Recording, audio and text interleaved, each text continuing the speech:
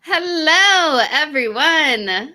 Welcome to Knights of Prospect, an improvised role-playing adventure. Thank you for joining us tonight, every Saturday night at 8. I am Whitney, aka Hazel Pippet, Halfling Druid, at your service. These are my, thank you. My fellow improvisers here. Please introduce yourselves.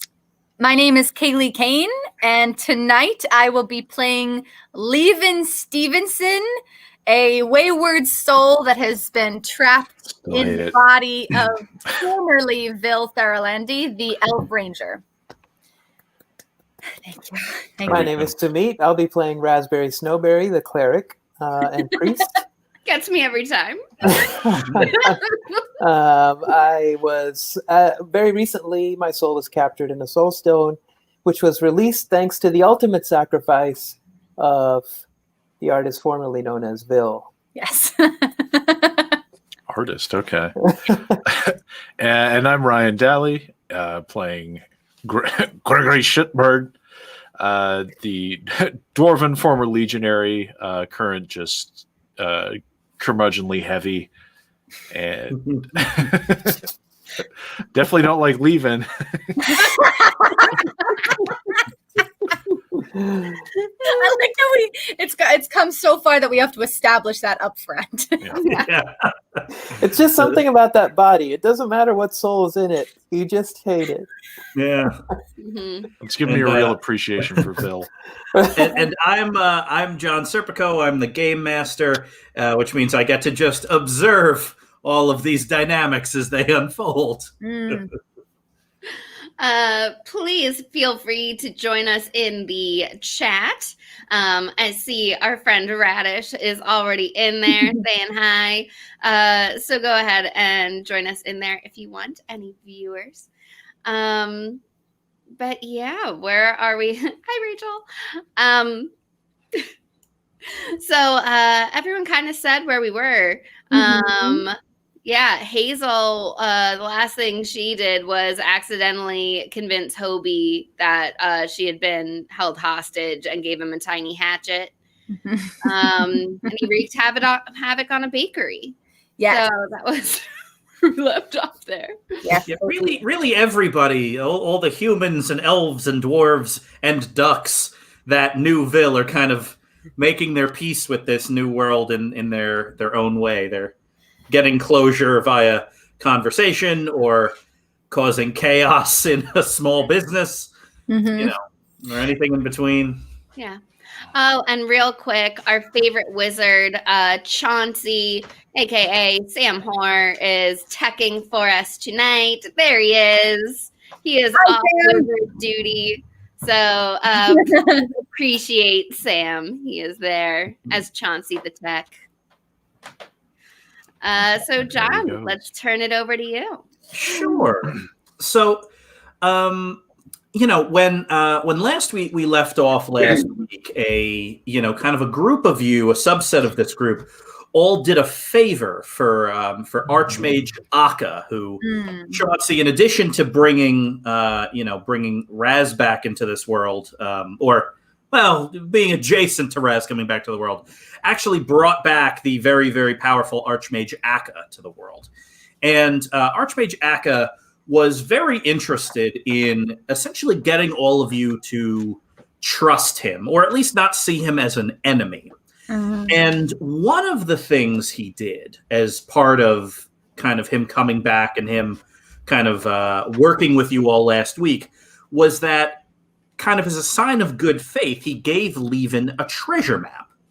Oh, I totally forgot about that. I do have a treasure map. So, and Levin, it's entirely understandable. You've had plenty to do now that you're a citizen of the continent again. That's right. And so, it kind of slipped your mind, but it came up in conversation with your best friend, Raz, and essentially you two started looking at it, and then kind of the group of people that looked at it kind of expanded to include Hazel and Gregory. And Levin, the interesting thing was this was given to you by Archmage Akka, who by all accounts is a very brilliant, very powerful person. Yeah. But he was very insistent that he did not know what this treasure map referred to. He didn't know where it pointed to. And the more you look at it, the more you understand why. This thing isn't really a map at all. It's kind of like a mix of notes and clues in at least 3 different languages. You think there's magic in the map, like looking at certain parts of it make your eyes hurt for a while, like you're staring into the sun. Yeah. And so, you've kind of convened the group together to look at this thing. And so that's kind of what you're all doing. Yeah, that guy who gave me the map in general was not a huge help. He sent us to his house, didn't tell us really anything, and we got attacked by this shadow thing. And I'm not a huge fan of Archmage Akka. Akka. I don't trust him. Yeah. But treasure's a treasure. Right, folks? No, absolutely not right. Treasure Treasure could be anything. Treasure could be gold. Yep. It could be currency. It could be gems. Yeah. It could be some sort of cursed artifact. Yes. Some sort of monkey's paw situation where, I have the greatest treasure in the world, but it's actually cursed. Yeah. It could be anything. It could be gold. It could be gems. It could be a mushroom.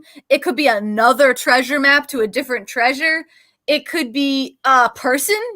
It could be a place. It could be a thing. It could be It could be When an you idea. think about it, our very existence is a treasure, and there is no greater treasure than that. Then friendship. Exactly. No, then being. Gregory, we might. You've get been there. back on this plane for what? A week? And I feel great. Yes. How is that? How is it that you want more treasure already? You've been given your life back. Gregory, I'm just saying it doesn't matter what the treasure is. I'm just happy that we're all going hunting together. Yeah. Treasure Stone. I'll put this one soul back in it.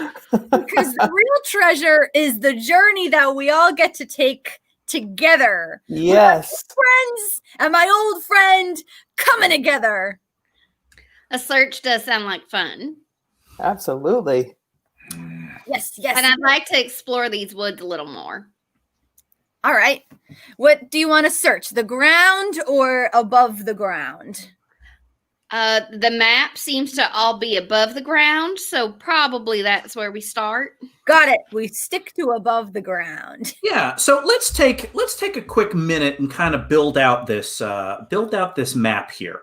I want actually, Levin, I want you to roll discern realities here. That's 2d6 plus your wisdom, and tell me what you get. Got it. 2d6 plus nothing at all. Here we go. Shocking. That would be a 6. All right. So that's a bit of a failure. So what we're going to do because of that is essentially you discover, Levin, something about this. Yeah. Is, there's kind of a portion of the map that literally hurts your eyes to look at. And everyone in this group, when they look at it, a portion of the map kind of hurts their eyes. But it's not all the same portion. Huh. And you eventually all kind of put together that, kind of this is a map almost like in 4 parts.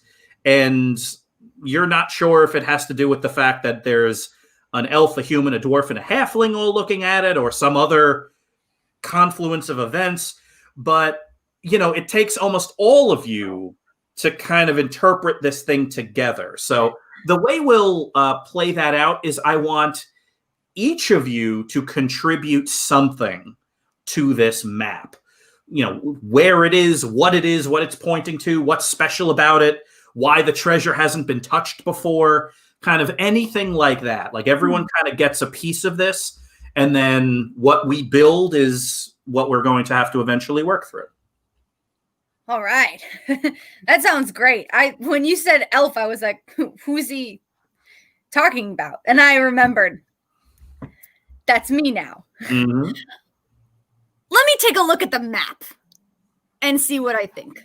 Does anybody have a strong feeling like they're looking at the kind of beginning of the map?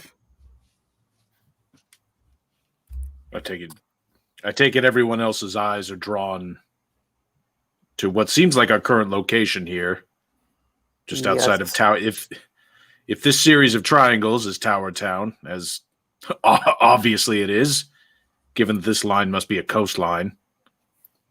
Do you think the series of here. triangles? Do you think the series of triangles refers to the houses in Tower Town? Because that's my feeling. Are there a lot of tents here? Mm-hmm. Outside of town. Okay, then yeah, it's the tents. Mm-hmm. That makes a lot of sense. I was looking on the ground all the way here for triangles, and I didn't see. I wouldn't take it so literally, but fine. So I think we figured out where we are, so that's a good start. All right. Mm-hmm. Well, and my feeling is the place that we can't really look at on the map is the place where we need to go. Oh.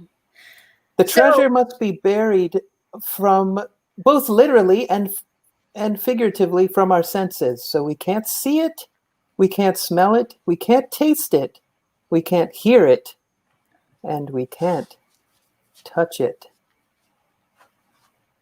we can't do any of that stuff. None. Well, why don't we start walking towards the part of the map that we can't look at? I assume this blue line is not actually a blue line, but perhaps is there a river in the woods? There is, and that's the part that hurts my eyes. That big river. I can see the river, but I am unfamiliar with these woods. Anybody here know the woods best? Gregory, you've been through these woods multiple times. I suppose. Oh my gosh! I'm so sorry. The duck.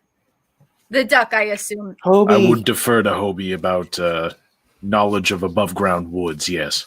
Mr. Hobie, can you lead us to the river? Right. I'm not sure. I say we follow the duck and see what happens. Sure, that's never gotten us into trouble. If I've learned anything, it's that I haven't really learned anything yet. So why don't we follow the duck and see what happens? He's gotten much more confident now that he has a weapon. So Fantastic. Mr. Hobie, is there a portion of the river that has maybe an arc of a rock or a tree, something arcing over the river? All right. Okay. Well, if that was a yes, lead us to it, Mr. Hobie. Come on. Gregory, let's go. We have a lead. Let's go. Great plan by me. Okay. Any other things people want to add to this this map or this treasure? Let's say my eyes were diverted from the sort of northern portion of the map beyond the river. What would be the opposite of too bright? So dark that it hurt my eyes. Which seems to be where the mountains of Marinth are. Ah. I know it. There's an entryway to the hegemony there. It seemed, according to this map, makes it seem foreboding. Oh yeah, those are dark mountains. That's not my mountain. Oh, so perhaps trouble in that direction. Mm-hmm. Or else a secret treasure. Yeah. So this conversation kind of works itself out over several hours, and those hours eventually stretch into days. You kind of follow this bending river, always deferring to Hobie the Duck when you're unsure, as it eventually leads up to the mountains of Marinth. And, and essentially you've all kind of come to this consensus opinion is there's an entrance to the Dwarven hegemony in this part of the mountain, but this is kind of a darker part of it. It's from kind of the Dwarven hegemony's perspective. This is essentially the equivalent of the middle of the woods. These are caverns and catacombs that have not been, that have not really had consistent habitation for a very long time due to reasons that vary from there's just nothing good to dig here to also this place is haunted by ancient bad stuff. Or haunted might be a little too organic of a word for the dwarves. It's not haunted. It is occupied by some kind of horror. It's infested. Yeah. Occupied. So, and the interesting thing is, whatever this treasure is, as kind of Raz was able to glean, you can't use your senses on it. Whatever it is, so it's almost like a riddle. There's a treasure, and you all kind of now at this point believe there's a treasure, but you cannot see or touch or taste or feel it or anything like that. So, getting there is probably going to be its own issue. Yeah. But once you're there, you'll figure that out. Unless the treasure's friendship, right, Gregory? No. So yeah, you kind of travel together for a couple of days, kind of hugging the river as it moves through this part of the woods. Yeah. Hazel, it's Levin, it's interesting for you because you as a kid before you got trapped, you didn't spend a ton of time in the woods, but now you instinctually seem to understand them. Like you never find your feet tripping over roots. You are constantly like it's almost like there's some piece of your mind that says, "Oh, we're heading north because there's going to be moss on that side of the tree," and then you like round a tree and see the moss and all of that stuff, which is strange. Hazel, though, this is very interesting for you because these forests are very, very, very old and have a lot of stories to them. There's this kind of entire stretch of forest. It is called the Silver Kingdom because there used to be an empire here that was kind of ultimately swallowed up by the forest. And corruption, but that's another story. And so here you are in this forest with layers upon layers of history. So is there anything about this place that's particularly notable to you? Oh, I've been talking to a lot of trees and there is some hot tea to be spilled by these trees.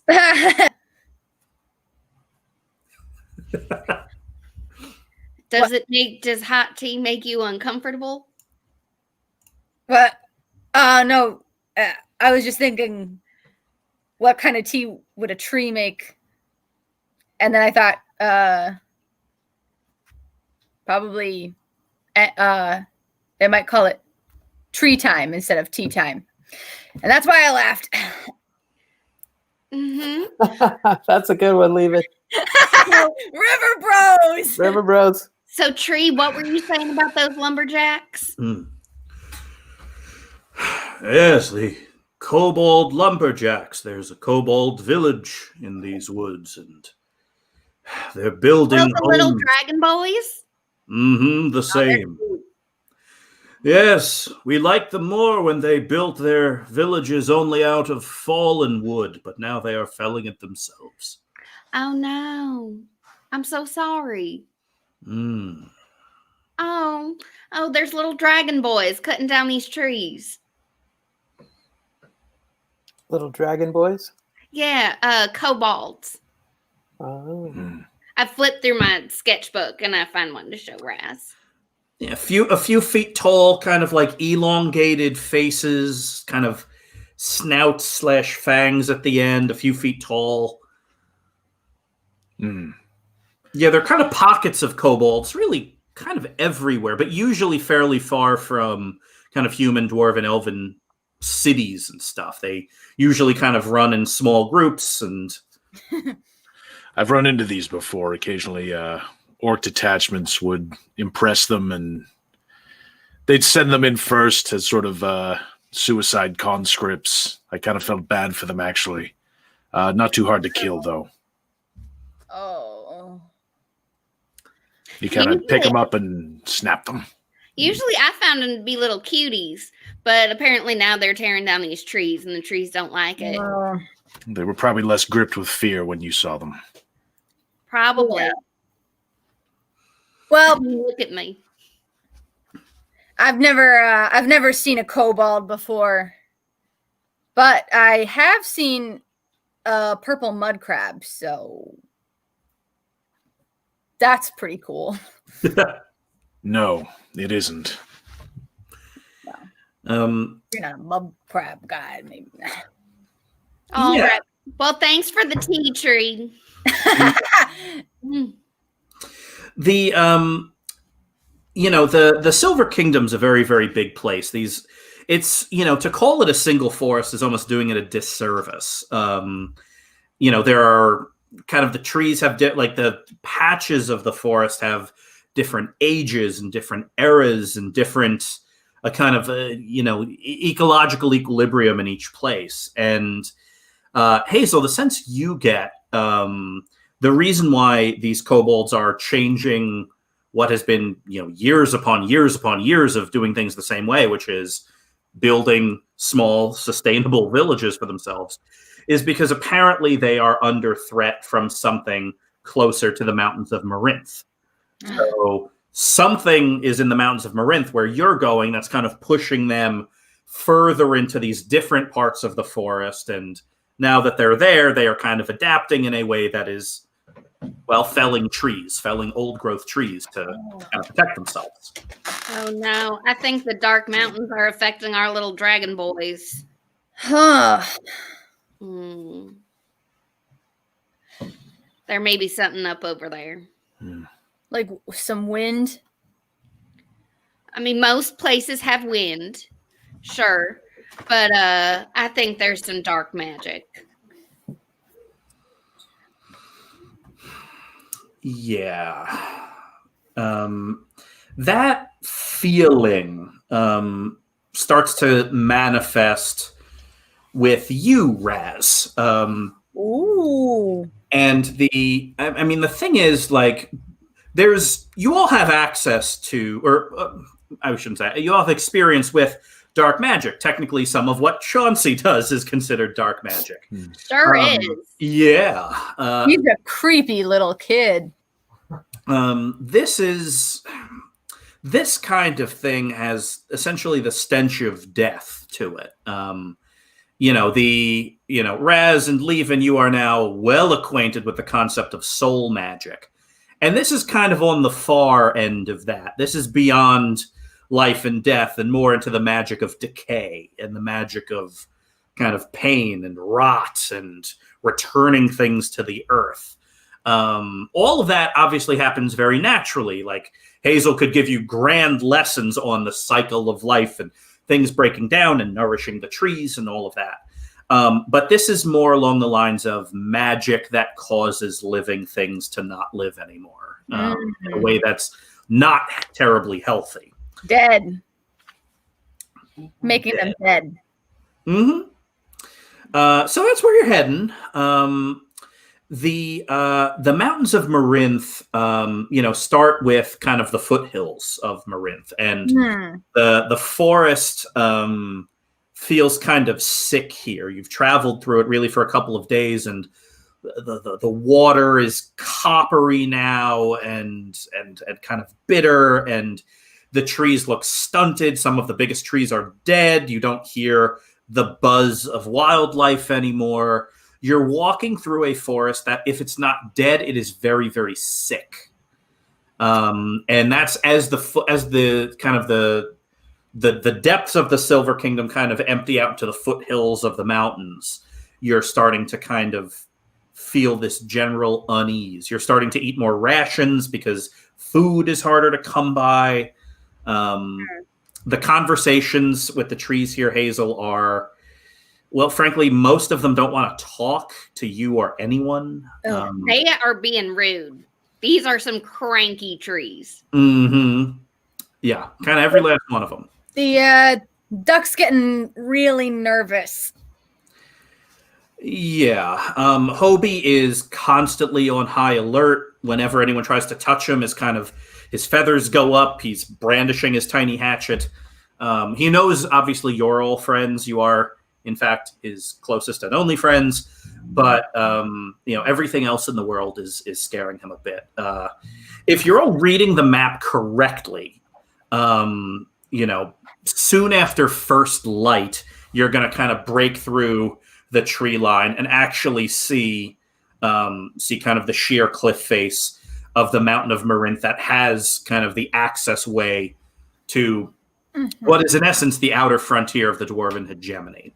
So you've kind of set a camp, burning some kind of rotted old wood, and I'd like to discern some realities around here. Sure, roll it. Ooh, 12. Nice. You can ask me 3 questions that I, on GM's honor, will answer very truthfully. All right. I would love to know what here is not what it appears to be. So it's well, that's a very good question. The entryway to the Dwarven hegemony is not actually going to take you to the Dwarven hegemony. Ah. And what should I be on the lookout for? The things, people, living beings that are wielding this magic, because it's all kind of connected. And who's really in control? No. Yeah. Who's in control here? Yeah. Who's really in control here? Who's really in control? For serious though. I aid. None of you, but you will know her when you see her. Who is it? You don't get to ask the questions right now. Well, while we're at camp, I'm going to pull out some pipe leaf because I think we need a little help in friendship making. Yeah. Raz, while you are asking questions, you can ask me one. Okay. Hey, Levin. Yeah. Who's your best friend? It's you, buddy. I knew you were going to ask that. I knew you were going to ask that one. Raz, can I ask you a question as well? Of course, Gregory. I'm so What do you think Vil's honored. doing right now? Who? Vil. Oh, Phil. Vil's She's soul go ahead. has joined with the eternal soul. Vil is experiencing eternal bliss right now. And we honor Vil's sacrifice by being here, by adventuring together, and by remembering the important things that we can control, such as friendship and our current destiny. That's so nice, buddy. Did she die? As far as we know, Vil died. Oh, sorry to hear it. That was a really nice thing you said about friendship, adventure. The important thing is that the four of us are here together alone in these woods, and we've got each other's back. Right, Hazel? Right, Levin? Right, Yeah. Gregory? Mm-hmm. Gregory, let me ask you something. Oh, are we doing a game? Should we have beers? We have Yeah. pipe leaf. Oh, right. Yeah. Very good. Who is your best friend? I never thought about Gregory having friends. There must be Everybody's somebody Friends? or something. I had friends. You I had have friends. Oh, you Mhm. had. My best friend is also dead. Oh, He was a legionary.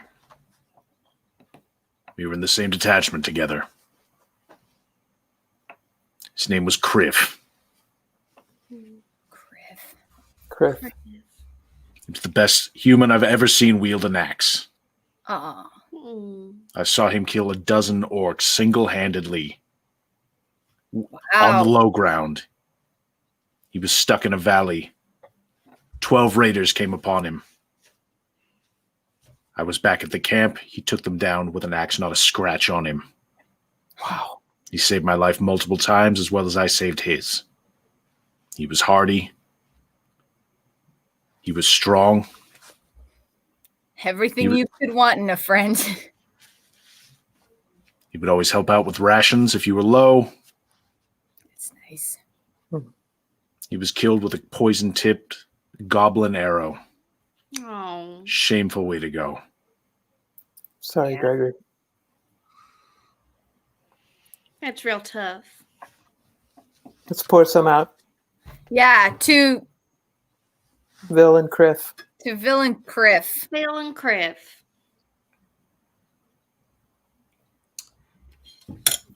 And the night continues on, with other tales of time gone by and friends both with you and no longer with you. And you all kind of sleep in shifts as you do when you're somewhere you don't know.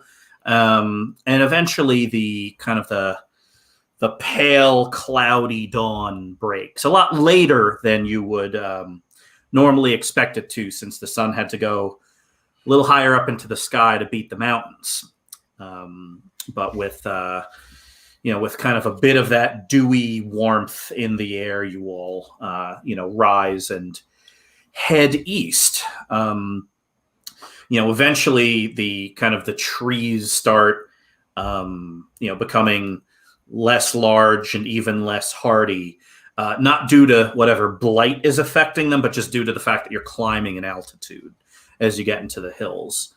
And eventually you get to, almost as if you're approaching an absolutely immense wall, the mountains of Marinth. It is, entrances to the dwarven hegemony, because all of it's, with the exception of towns that were deliberately built by the dwarves on the surface level as trade towns and fishing towns and ports and stuff. Mm-hmm. The rest of the dwarven hegemony is deep within these mountains, and the range of mountains that kind of stretch off from these, that kind of wrap around the middle of the continent. The entrances, well, actually, Gregory, let's kind of have you describe it here. When you are leaving the surface world and walking up into one of the mountain entrances to the dwarven hegemony, what generally does it look like? Well, it's to the undiscerning eye, you might not see much. Yeah, they tend to be very flat. From a distance, you would just notice that the mountain becomes less craggy. There seems to be a sort of soft, smooth, maybe shiny when the light's hitting it the right way, piece of the mountain. When you get closer, you'll notice that it is indeed blocks of whatever available stone. It's often granite in these parts. Blocks of granite, immaculately hewn together. No mortar, please. And generally a large door that's inscribed. There is a password to each one that you would have to know. Generally, they are immune to magic, so eat that. And when you enter, it is I would say for about a quarter of a mile, it is a straight, narrow path. That's for defense. Basically, we don't want were something to breach the gate.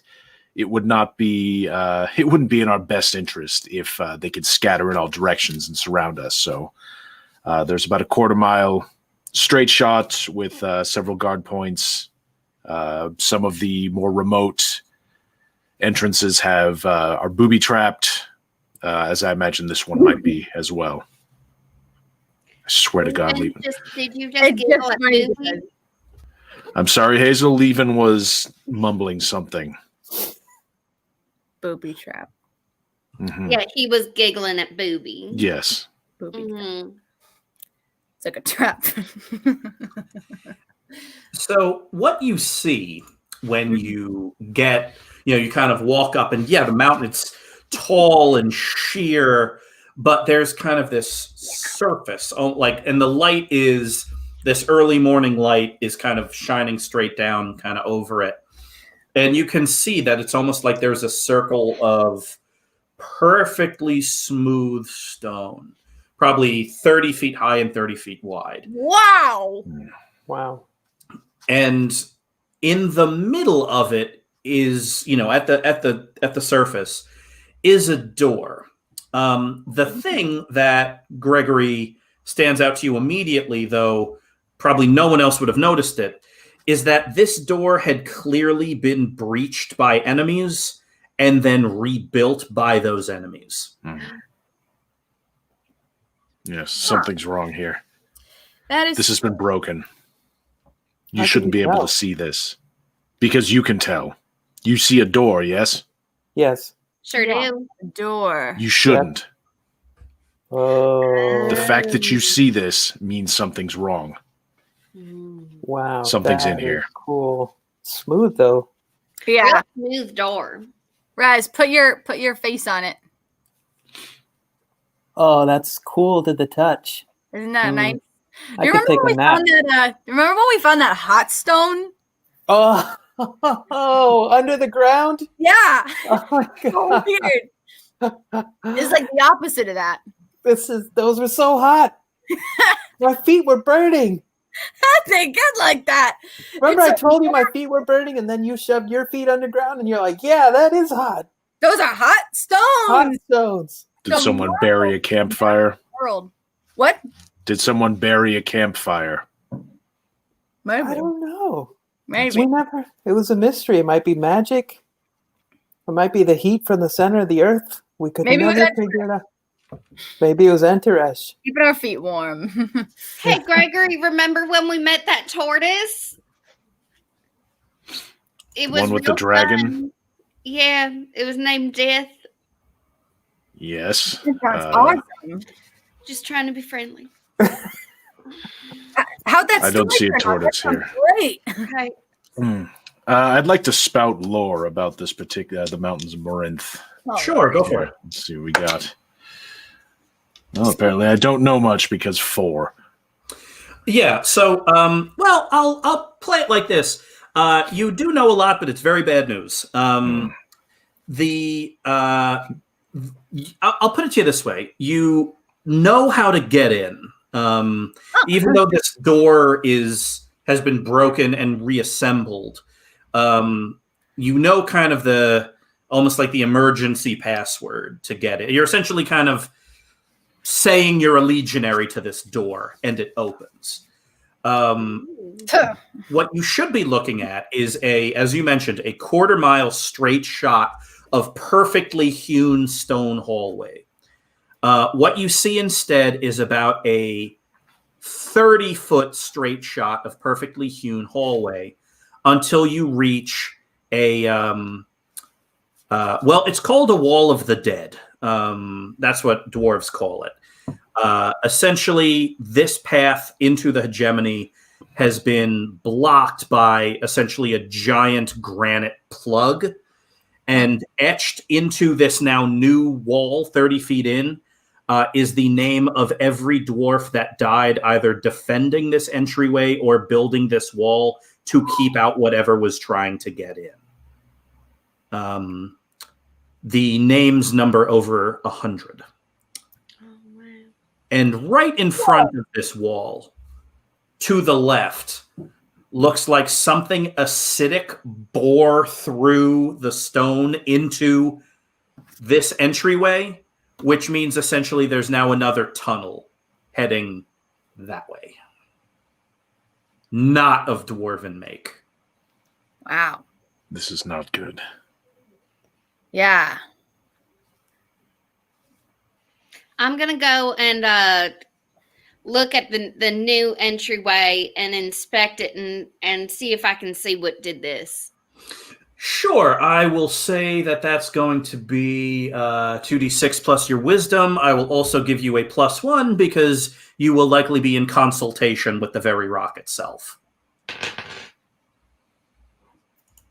7.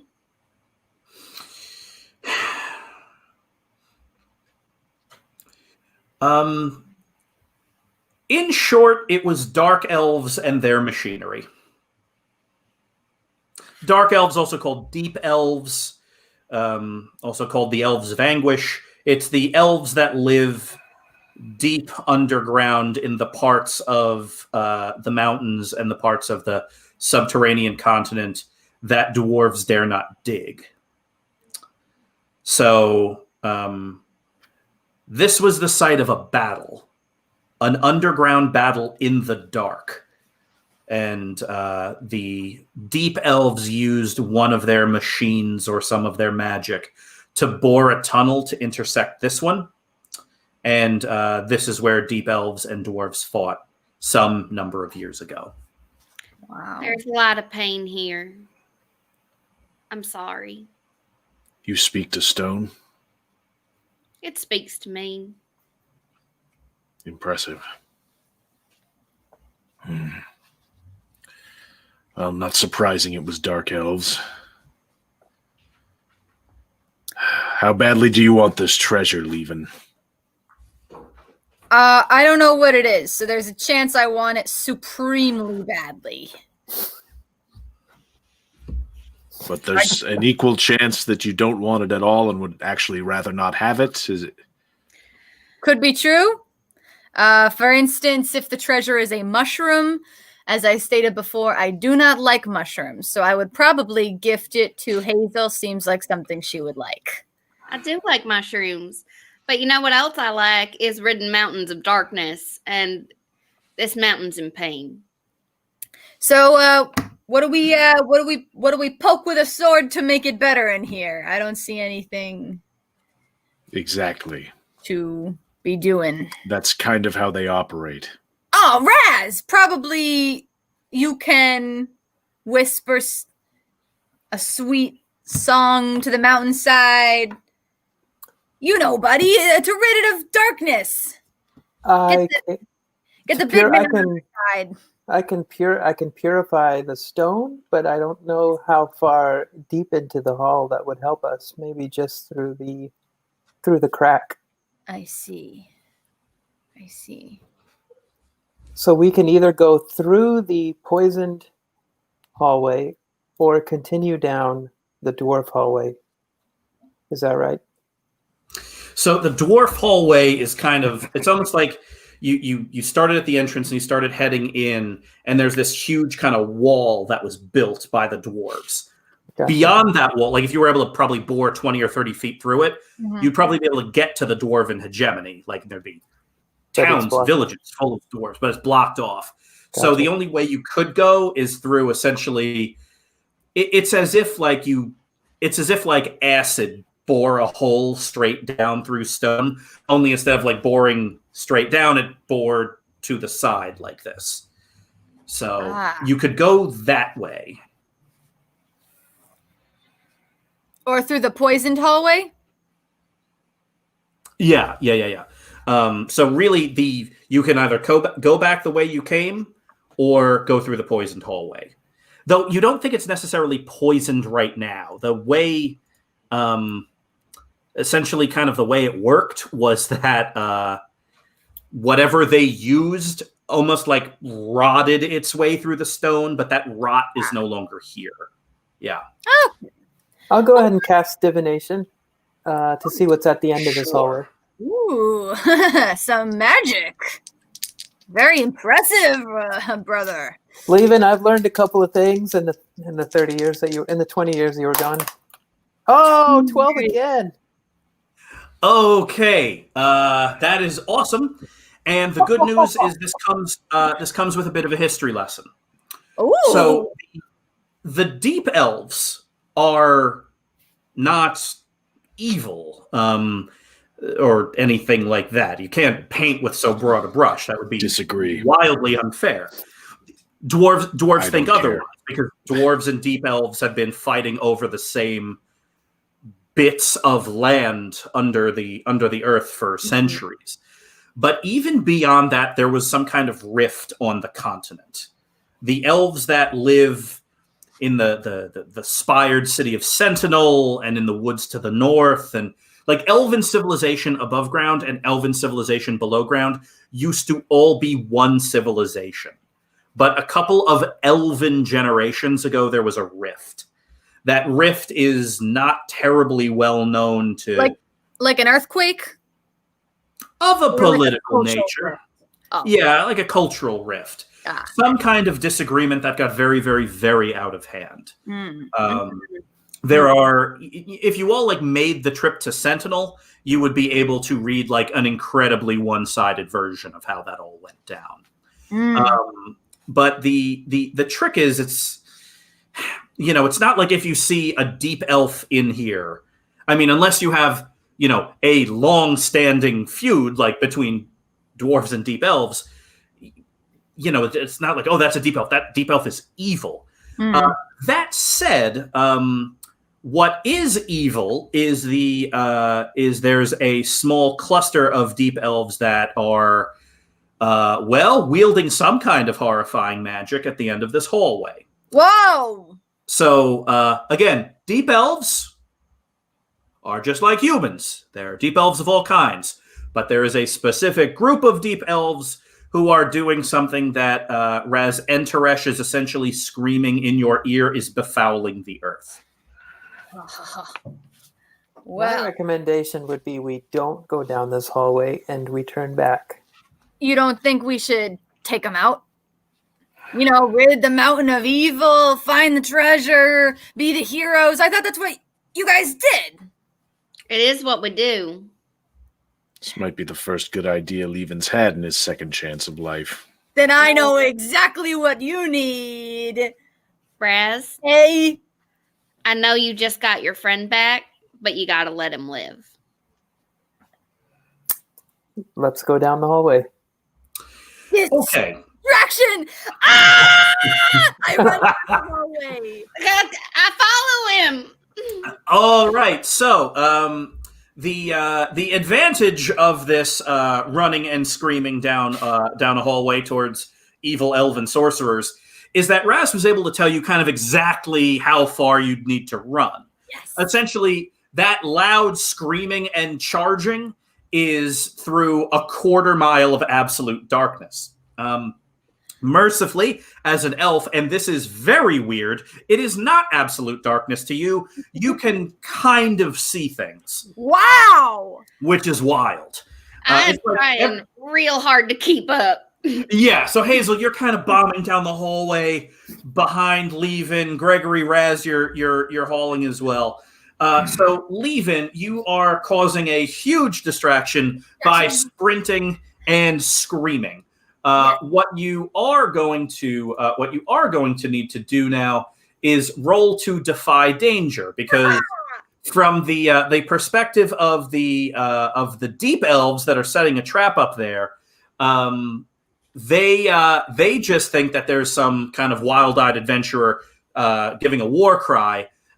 So they are going to start firing magical attacks at you. So I need you to defy danger. I want you to tell me how you're going to do it, and I will tell you what exactly to roll. Yeah, so as soon as I start running, this duck, what a pal, starts flying up over my head. And we make eye contact for just a second. And he says something that sounds like this. Whack, whack. And Quack, quack. Who knows? But I swear, in that moment, it was almost like he knew my plan. Because what I was going to do is get into the room where this bad news magic is going on and see if I can just get to the back of the room and make just the biggest show of saying maybe stuff like, I'm here all alone, it's only me, I'm in the room by myself. And I thought maybe if I yell that, the rest of my group will know to kind of sneak up behind and maybe get some surprise shots at these deep elves. Yeah, that sounds pretty good to me. I am going to give you, that's going to be a charisma roll, because you're essentially going to be sprinting and causing as big a distraction. You're essentially almost running through a firing line and then getting to the other side. Yes. Doing it screaming the whole way, I'm going to give you a +1 because of your no hesitation advantage. And I'm also going to give you another +1 because you had a moment with Hobie, and I thought that was really nice. Me and the duck finally getting our rhythm. Okay, here we go. That's plus. Okay, a 9 it is. All right, so you get a. You're going to have a choice. You definitely get through and do this. Okay. And I'm going to give you a choice, and you're going to tell me which one you're going to take.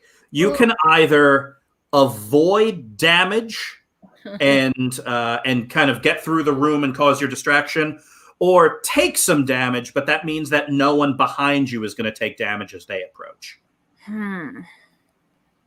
This is a classic choice. Damage to me or damage to my friends. And I have to say, we've been talking about the spirit of friendship this whole trip. It would be a little bit grunchy of me to now avoid the damage. So I'm going to go ahead and take the damage on myself in the spirit of my friendship with these fine adventurers. Sure. So you kind of barrel through and start screaming, "Hey!" And you run into a room, and as you're running, you realize that there's some light in there. This is like kind of a quarter mile of like rough-hewn, like acid-burned hallway. And you get to the end, and as you're getting closer, it's almost like you see like this little bit of light in the distance that's getting bigger and bigger, and you realize, oh, there are creatures in there, and they have a light source. And then just a flurry of these green, sickly green bolts of kind of dark energy start rippling down the hallway at you. Oh, no. And you kind of roll and dodge through them, and you're being like essentially buffeted by toxic magical energy for the grand total of 10 damage. Oh, no. Yeah, it's it's blown supplies off your shoulder, and like lit a bunch of your arrows on fire and stuff. Okay. And eventually you get into the room and start screaming. And you realize once you're in there that this room isn't really a room so much as it is almost like just like this bigger kind of bulbous cave. Yeah. But you are now, and it's full of weird stuff, but you don't really have time to catalog it all because now you're just in kind of wild combat with deep elves who are like drawing sabers and stuff. But what that means, Hazel, Gregory, and Raz, you get full view of this. You see what you're dealing with, which is at minimum 2 deep elves that are casting these green energy bolts, and probably 2 more deep elves with bows that are just firing arrows nonstop. But all of that kind of stops the second Levin gets in there and just starting to cause holy panic and chaos. So you all kind of make your approach like kind of quickly and solidly as you sprint ahead. And so you all kind of get into the room, and it's absolute pandemonium in there. So let's do a little bit of combat. Whoever has a good idea can go first. All right. Well, I know one critter that's good in an ambush, and that's a bobcat. So I'm going to take the shape of a bobcat. Okay, take the shape of a bobcat. I am extremely impressed by this. That is cool. All right. That is a 9. All right. So you will be able to do 3 things as a bobcat, including 1 thing right now. But describe what happens when you turn into a bobcat. And then tell me what you're going to do in bobcat form. Cool. Some of the rubble and rock sort of around me kind of swell up and overtake my halfling form and then whoosh down. And I'm a bobcat, big old paws and little golden horns. Cool. Now that you're a bobcat, what do you want to do? All right. Then I'm going to slink real stealthy behind those 2 archers we have there. And I'm just going to take a big swipe at one of them right in their abdomen. All right, so let's have you roll hack and slash. I'm going to give you a +1 because that was an expert ambush because you're a bobcat. Woo! All right, that's a 10. Nice. Okay, so you are going to do some bobcat damage. For you, that's going to be 1d6 +1. 6. Okay, so you kind of dive at one of the archers, big swipe of your bobcat claws, kind of slash this archer kind of across the chest. Wow. He starts backing up. He like fires a wild shot into the roof of this cave, and is now trying to scramble around. And well, he's being attacked by a bobcat, and he did not expect that this morning. So a lot of panic there. Who wants to go next? Like to crush some skull. Crush some skull. There is another elven archer and then a pair of kind of sorcerers. I want the sorcerer. Fair. I'm angry. Also I've just seen fair. Phil's body get lit up by too many arrows. Levin's an idiot. I've read the names of 100 of my dead brethren who these just killed. And he's using magic. It's a perfect storm. I'm going to run straight at him, jump up because he's a lanky elf, Mm-hmm. and beat him across the head until it bursts like a melon. Sounds pretty good to me. Hack and slash. And that's strength, so that's a 10. All right, do your damage. It's 2d4, yes? 2d4 plus 2. Plus 2. Not easy to grip with a cestus. Here we go. 4 and 9. Okay, so this should be a blow that would kill an orc. And you would expect it to kill this elf.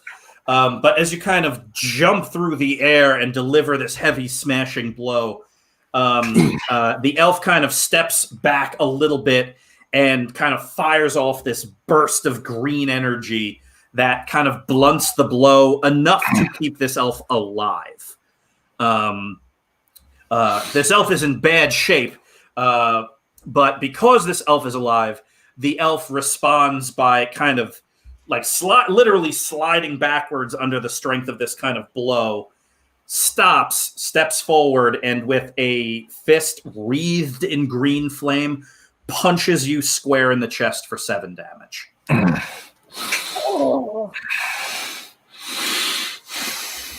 Who's next?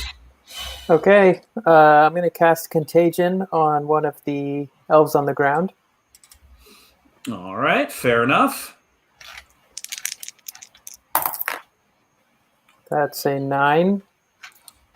Okay. So that's a partial success. The spell does happen, and before we talk about what that spell does, I want you to pick one of the partial success consequences.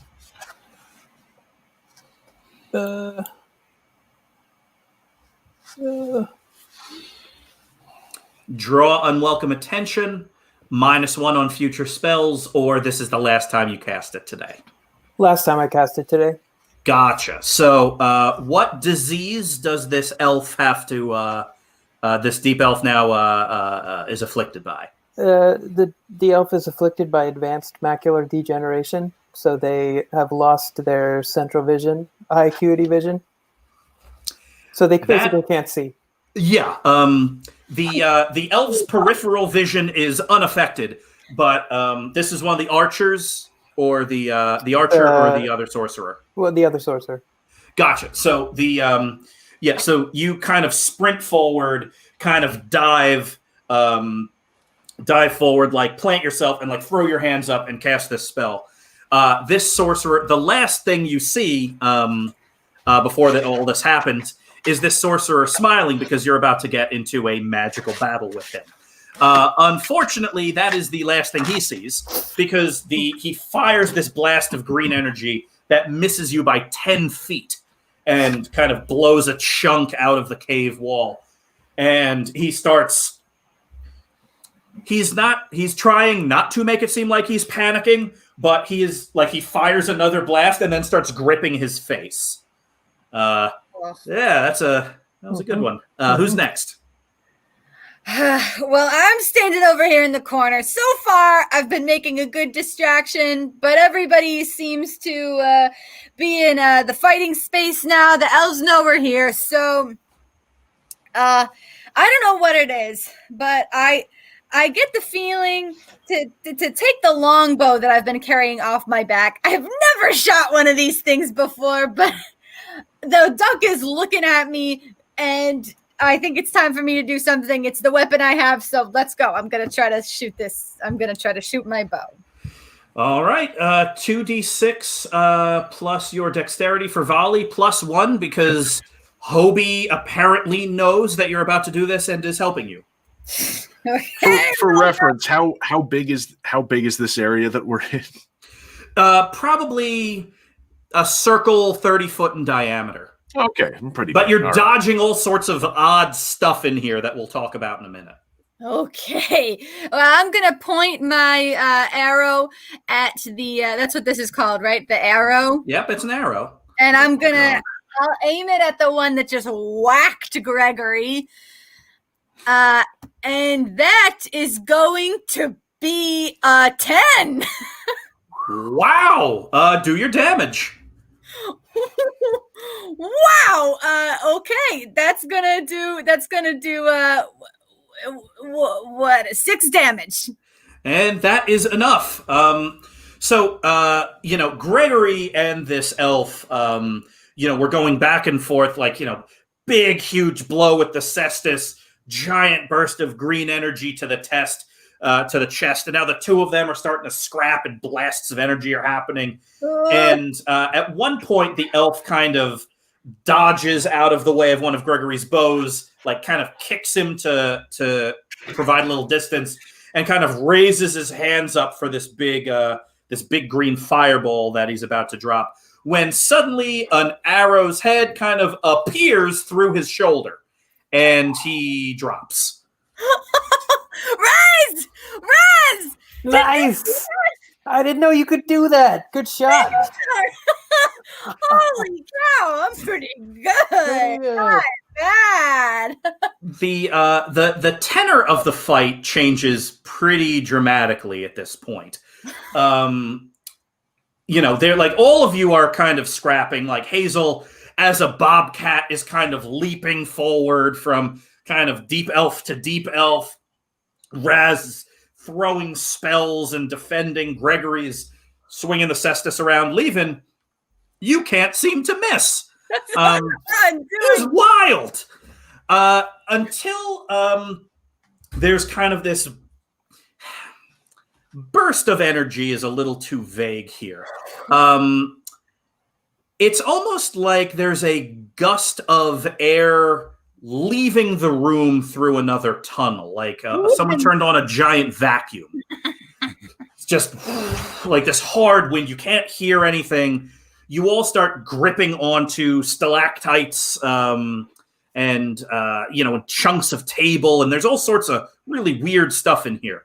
The elf that Levin you just put an arrow through starts literally sliding across the floor as if being vacuumed up into this kind of other entryway to the cave. The other elves that you were fighting with kind of fall into retreat. You look, and essentially you were all fighting with your back to the entrance you came through, and you're staring ahead at this other entrance to the cave, which now there is this kind of shimmering green. It almost looks like a plate of glass blocking it. And standing on the other side is a deep elf.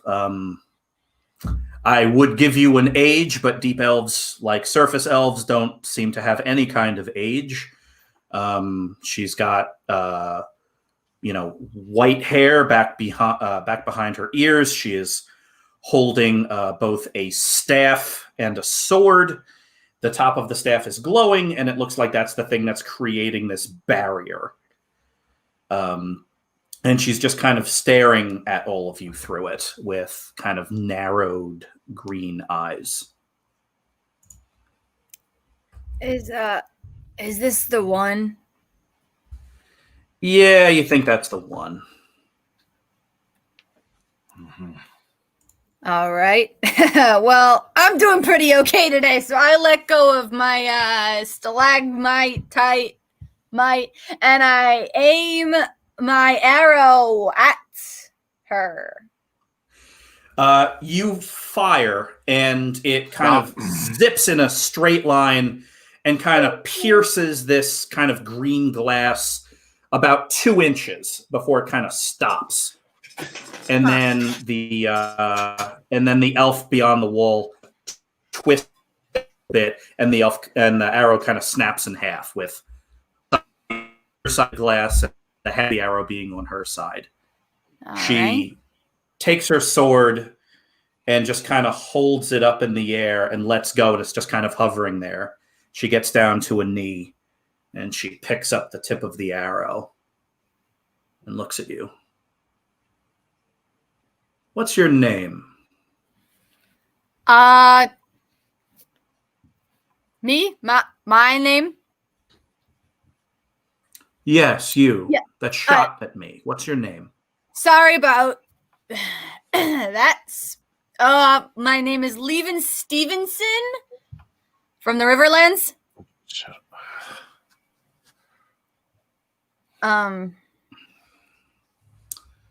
From That's not the name I would expect from someone like you. Yeah, oh, sorry. I should explain. This is not my body. I'm new here. What? Sorry. I only mean Maybe don't divulge all of this information to someone you've just met. Sorry. Who wants to kill you. Yeah, okay. I'm going to keep a couple cards close to in my own hand here, but that's so I think I've told you what I'm I don't know what else to say. Apologies, that was a dramatic pause. She stares at you for a moment. If you're all here for what's up there, you've come too late. There's nothing there.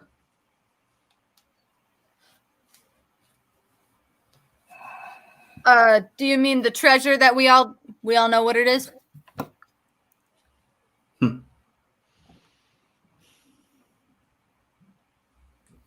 Leven Stevenson. Yeah, I remember that name. Yeah, from the Mudcraft specifically, but again, not my body, so I can't take responsibility for the instincts.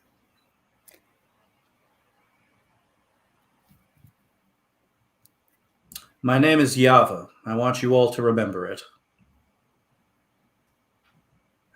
I want you all to tell everyone you meet that you saw me first before everyone else does. Yava. Yava. Remember Yava. it. Got Do you it. have a quill that perhaps we could make a... Raz has a good memory. Never mind. I bet Raz will remember. I got it. I turned back into my halfling form because I want to look her in the eye and ask her, what are you doing to this mountain?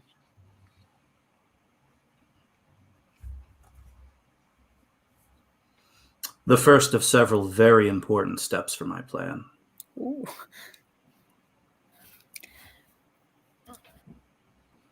To make something beautiful, sometimes you must destroy something beautiful first. It's not yours to destroy. Everyone that says that to me dies. And with that, she kind of smashes her staff against this like green glass, and it kind of turns into solid stone. Ah, There are now 2 exits to this room. The way that you came and a crack in the ceiling. Huh. Unless that stone is an illusion. I run into the stone. Stop this. You are lightly concussed. You all right, Levin? Stone. Straight stone. Okay. The thing that you realize, like all of you are kind of processing what just happened. Hazel, everything she said was troubling to you. But when she said here for this too and too late, she gestured up with her eyes, like towards that crack. And so kind of instinctually you look at the map, and based on kind of what it is, apparently it is that way. And the reason why is you're able to see all the stuff in this room. All of it looks like some of it is complex, some of it is very simple, but it all looks like equipment meant to measure or detect. There are magical artifacts that are meant to improve vision, magical artifacts that are meant to spray colors, that are meant to reveal things that are invisible. It's just piles and piles of old magical tech, essentially, as if they had like a lab here. Hazel, Yeah. can you turn into any animal? Any from the mountain? Do you have mud crabs in the mountain rivers?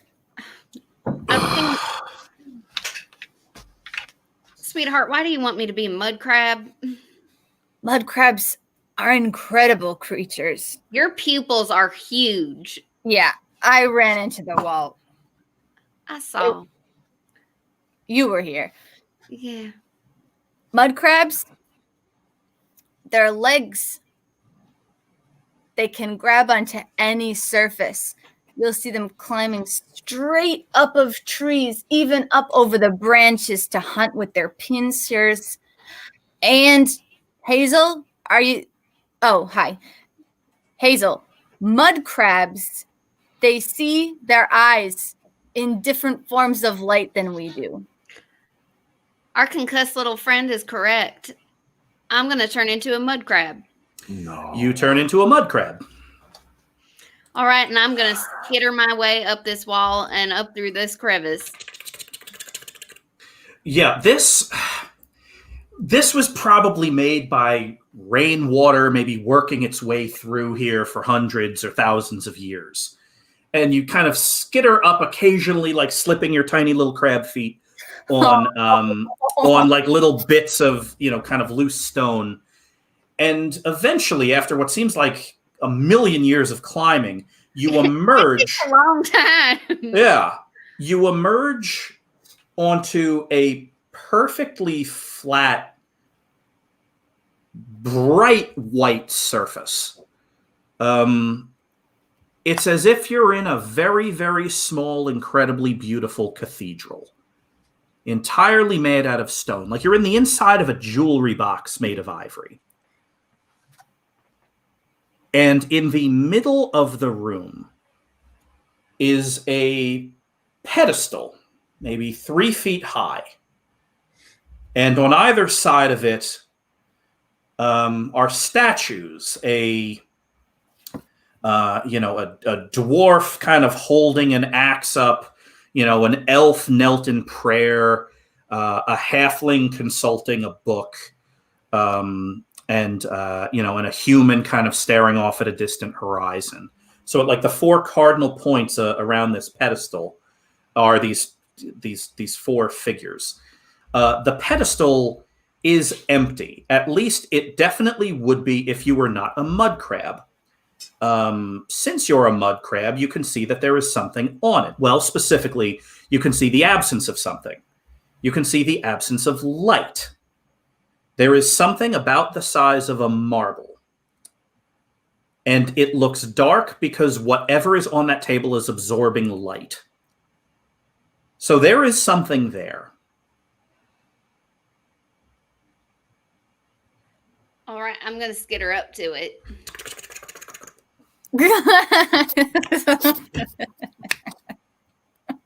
Can I see anything closer?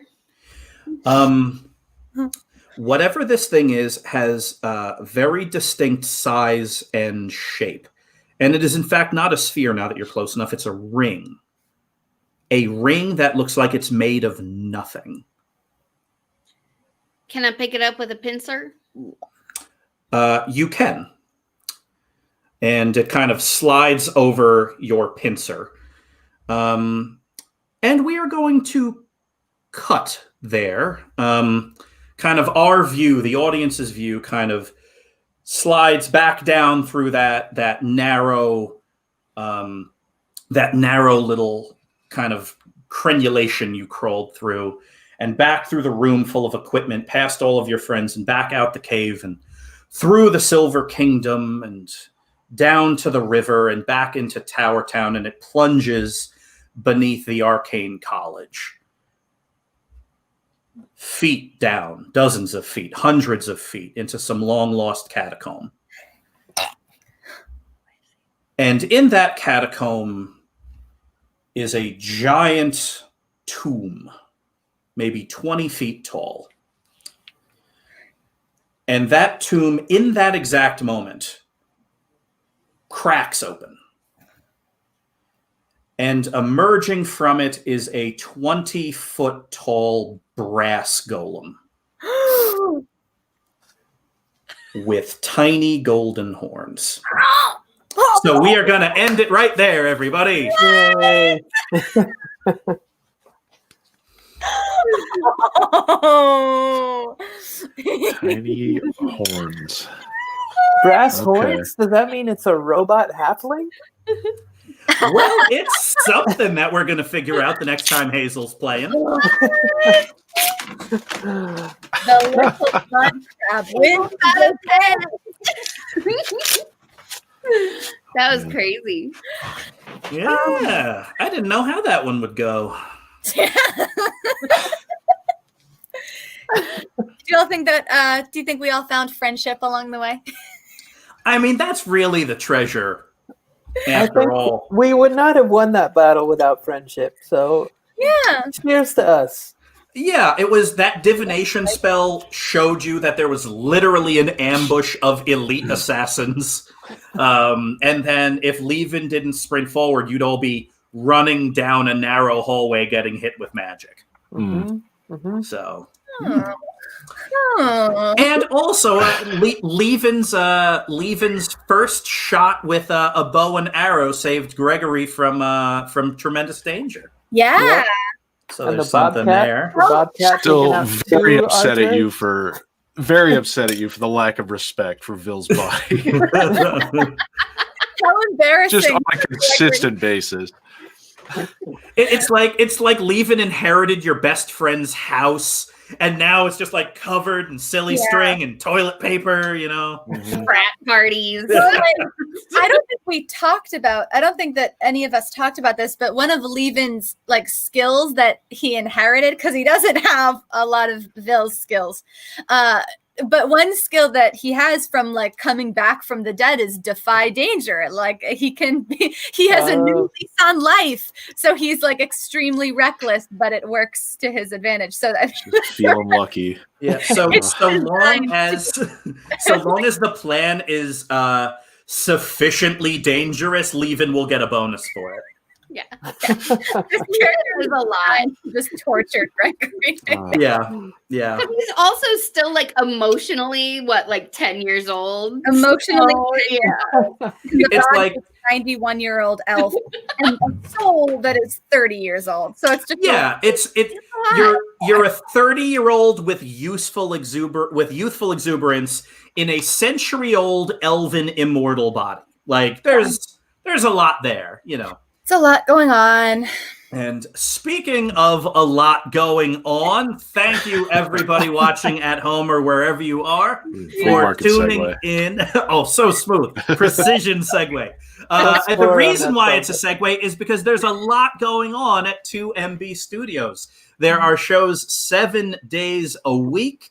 We are one of many. There's everything from game shows to talk shows to an entire fictional wrestling league. There are live play video game shows. Folks, we have it all. If you like what you saw, please follow us, Knights of Prospect, on Facebook and on YouTube. If you Google Knights, or if you search Knights of Prospect on either, you will find us. And be sure to like 2MB Studios as well, or subscribe if you haven't yet. We are here every Saturday night at 8 o'clock, and we very much look forward to adventuring with you again. Have a good night, everybody. Good night. Good night. Bye.